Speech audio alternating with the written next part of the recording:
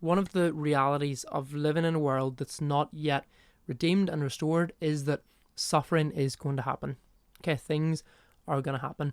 And so James's words here in chapter 1 are so surprising, perhaps, but also revolutionary whenever you apply this to the suffering that is going to happen in your life and that is going to happen in my life. Whenever we take these principles that James says here, it changes everything. It actually changes everything. So let's read it here. From verse 2, it says, "Consider it pure joy, my brothers and sisters, when you face trials of many kinds, because you know that the testing of your faith produces perseverance. Let perseverance finish its work, so that you may be mature and complete, not lacking anything." So let's think about, we'll not do this in exactly order. Let's think about what it means by trials of many kinds here, first of all, because I think that's a good place to start. Trials of many kinds. I guess there are two types of trials that the Christian can face. There are just trials for living in the world. Do you know, sometimes life is hard, things break, people get sick, things don't go your way. You know that's the case. You don't need me to tell you that. Sometimes life's hard.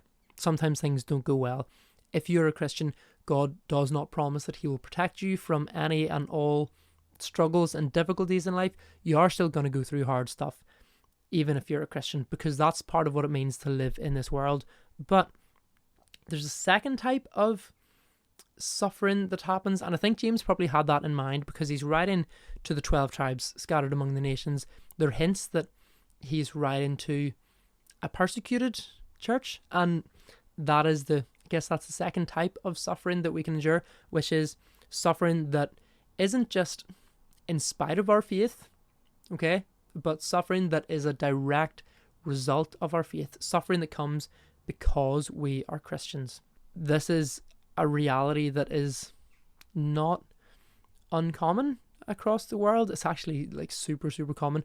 Christianity is the most persecuted religion in the whole world. The stats are like shocking. In Nigeria, for example, I think statistically 16 Christians are killed every day. There were, I think, 2,600 killed last year in Nigeria, let alone the rest of the world. You've got North Korea, North Sudan, just Sudan, Iraq and Iran, China, all of these places where being a follower of Jesus will cost you a lot because the powers that be, the government, the state, the local citizens, the people around you don't want you to be a Christian. And so that's gonna cause suffering. And I mean, first, what's that passage in 1 Peter 4, if you know it? "Dear friends, do not be surprised at the fiery ordeal that has come on you to test you, as though something strange were happening to you." That's great. "But rejoice inasmuch as you participate in the sufferings of Christ, so that you may be overjoyed when his glory is revealed. If you're insulted because of the name of Christ, you're blessed, for the Spirit of glory and of God rests on you." That's a whole other study. We'll not get into that because we want to think about what it means whenever James says, and it ties in, it links, but what it means whenever James says, "Consider it pure joy when you face trials of many kinds." So those trials of many kinds, the things that come from just being in the world, and also the things that come directly from being a Christian. We'll come back to, once we've done a wee bit more here, we'll come back to those trials of many kinds because there's a little bit of interesting nuance that I learned firsthand yesterday in a really difficult way, but we'll come back to that. "Consider it pure joy, my brothers and sisters, when you face trials of many kinds." Whenever you read that, whenever I first read it, I was like, James, my guy, how do I do that? Okay?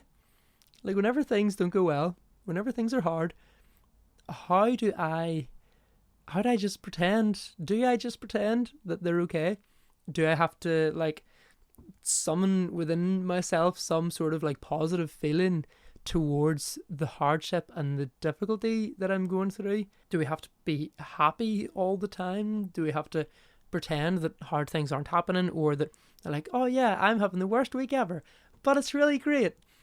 Like, and the answer, you will be glad to hear, the answer is no. Okay, that is not what it means to suffer as a Christian. That's not even what it means to be a Christian. If you think that we've got to be happy all the time and always smiling, even when life's hard, then nah, you clearly just haven't had any difficulties come your way yet, because that's not realistic. It's not going to happen.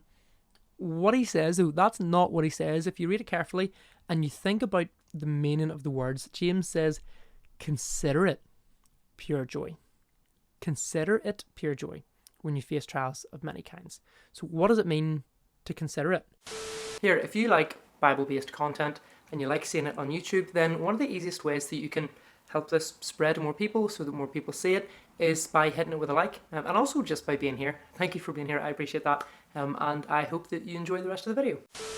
To consider something is to carefully think about it and to weigh it out, to kind of count the cost and see if it's worth it. And so this isn't something, it's not about pretending to be happy or like stirring up these feelings of happiness in yourself even though you're having a rough time, because this is a command. Okay, you can't do that. You can't be like, okay, Andrew, just be happy. That's not going to happen. You can't command emotions, but James is giving a command here. He is saying, consider it pure joy. That's an imperative. He's saying you must do this. So to consider it is to weigh it, to balance it, to put on one side of the scale the hardships, the trials of many kinds that you're going through, and to put on the other side of the scale this thing that will come to, the reason that you can consider it pure joy. We'll get to that. You put that on the scale, and James is saying value it, and you will see, or you should see, if you have faith in Jesus, you should see that the stuff that you get out of the suffering, it doesn't just balance out with the suffering. It's not just on par with it, but it actually so outweighs it that you consider it pure joy.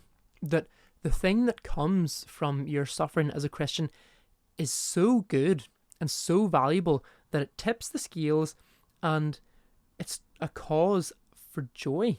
That is incredible. That's amazing. And so whatever it is, whatever this thing is that we get out of suffering, it's got to be awesome. It has to be awesome, because otherwise James wouldn't have said this. He couldn't command us to consider it pure joy. And so what is the thing that we get out of suffering? What does it produce in us as Christians? Well, it says the testing of your faith produces perseverance. Consider pure joy, my brothers and sisters, when you face trials of many kinds, because you know, having weighed it up, you've told yourself, okay, this does produce, but I know that it produces perseverance. There's a surety there. There's a certainty. The testing of your faith, hard times can sometimes be thought of like a fire that we go through, and we read in this wee section, Malachi chapter 3, that the hard times we go through can be like a fire, but he will sit as a refiner and purifier of silver. He'll purify the Levites and refine them like gold and silver. Whenever like metals they're dug out of the ground, you've got some gold, but mixed in with the gold, you've got all sorts of, say it's gold, you've got all sorts of impurities, all sorts of things that aren't valuable and shouldn't be there. And so you put it in a fire and the gold melts, and whenever the gold melts, you're able to separate the dross, the garbage, the bad stuff, from the valuable stuff, from the gold. And so that's the image, I think, that comes to mind whenever it says the testing of your faith. Whenever you go through the fire, that testing, it allows the good stuff to be, like the bad stuff to be drawn out of the good stuff. And so it's going to strengthen your faith. It says the testing of your faith produces perseverance. And hard times do test our faith. Okay, they're not necessarily like the times that I've had a hard time, the times that perhaps you've had a hard time. It doesn't necessarily make us doubt the existence of God. But for me, and perhaps for you as well, hard times make us doubt the goodness of God, or the power of God, or the providence, the wisdom of God, the nearness of God. We think, does God care? Does he know what's going on? Those are the thoughts that come whenever we face trials of many kinds. And so, with all of that in mind, this testing of your faith, it produces perseverance.